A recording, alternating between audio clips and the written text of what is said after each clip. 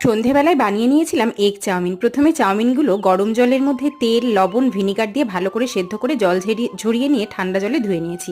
তারপর কড়াই গরম করে কড়াই তেল দিয়ে দুটো ডিম ভালো করে ভেজে নিলাম। ডিমগুলো অন্য পাত্রে তুলে রেখে ওই কড়াইতে তেল দিয়ে রসুন কুচি, আদা কুচি, কাঁচা লঙ্কা কুচি ভেজে তার মধ্যে গাজর, বিনস, ক্যাপসিকাম, পেঁয়াজ দিয়ে নুন আর গোলমরিচের গুঁড়ো দিয়ে ভালো করে নাড়াচাড়া করে ভেজে নিলাম। হাই ফ্লেমে এগুলো ভাজা হয়ে যাওয়ার পর সেদ্ধ করে রাখা চাউমিনটা এতে অ্যাড করে দিলাম। এখন সমস্ত উপকরণ ভালো করে মিশিয়ে হাই ফ্লেমে এটাকে ভেজে নেব। তারপর দিয়ে দিলাম soya sauce, tomato sauce, chilli sauce. আবারও খুব ভালো করে নাড়াচাড়া করে মিশিয়ে নিয়ে হাই ফ্লেমে ভেজে নিতে হবে। এরপর অ্যাড করে দেব ভেজে রাখা ডিমগুলো। আবার নাড়াচাড়া করে মিশিয়ে নেব সমস্ত উপকরণ। হাতের কাছে ধনেপাতা থাকলে এর মধ্যে দিলে কিন্তু মন্দ হয় না। ব্যাস রেডি হয়ে গেল আজকের এই দুর্দান্ত স্বাদের এগ চাউমিন। ভীষণ ঝটপট রেডি হয়ে যায়। বাচ্চাদের খেতে চাইলে সন্ধেবেলায় এটা ঝটপট বানিয়ে দেওয়া যেতেই পারে, এমনকি নিজেরাও খাওয়া যায়।